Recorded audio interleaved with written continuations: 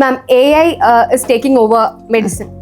കുറച്ചൊക്കെ കഴിഞ്ഞാൽ നിങ്ങളുടെയൊക്കെ ജോലി പോകും എന്നുള്ള രീതിയിൽ പോലും ഞാൻ ക്വസ്റ്റ്യൻസ് കേട്ടിട്ടുണ്ട്. എസ്പെഷ്യലി റേഡിയോളജി ഡിപ്പാർട്ട്മെന്റിലൊക്കെ നമ്മൾ പൊതുവെ പറയുന്ന ഒന്നാണ്. അപ്പം ശരിക്കും ഇതിന്റെ റിയാലിറ്റി എന്താ? നമുക്കൊന്നും ഭാവിയിൽ ജോലി ഉണ്ടാവില്ലേ? AI is helpful ആണ്. പക്ഷെ I don't think AI is going to take over എന്ന് നമുക്ക് പറയാനായിട്ട് പറ്റില്ല. To gather information, data collection, അതിനെല്ലാത്തിനും AI വളരെ നല്ലത് തന്നെയാണ്. പക്ഷെ ആ ഒരു ഹ്യൂമൻ ടച്ച് വരണമെങ്കിൽ മനുഷ്യൻ അവിടെ ഉണ്ടായിരിക്കണം. ആ ഇമോഷൻസ്, നമുക്ക് എന്താ പറയേണ്ടത്, ഒരു പരസ്പരം അങ്ങോട്ടും ഇങ്ങോട്ടും മനസ്സിലാക്കാനായിട്ട് പറ്റണം. ഒരു ബേസിക് ലെവലിലുള്ള ഒരു സ്നേഹം വേണ്ടേ? അതെ, അതുണ്ടെങ്കിലേ ഉള്ളൂ നമുക്ക് ആ ഇമോഷണൽ ബാൻഡ് ഒന്ന് ടച്ച് ചെയ്യാനായിട്ട് നമുക്ക് പറ്റണം. അത് AIക്ക് ഒരിക്കലും സാധിക്കില്ല. പക്ഷെ AI can give us lot of informations.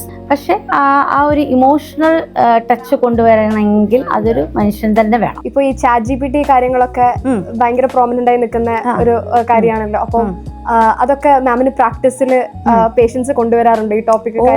അതെ, നമ്മൾ ഓരോ സാധനം നമ്മൾ ഡയഗ്നോസ് ചെയ്യുമ്പോൾ നമ്മളൊരു മരുന്ന് എഴുതിയിട്ടുണ്ടെങ്കിൽ അപ്പം തന്നെ അവർ നോക്കും ഇതെന്താണ്, ഇതെന്തിനുള്ള മരുന്നാണ് എന്നുള്ളത്.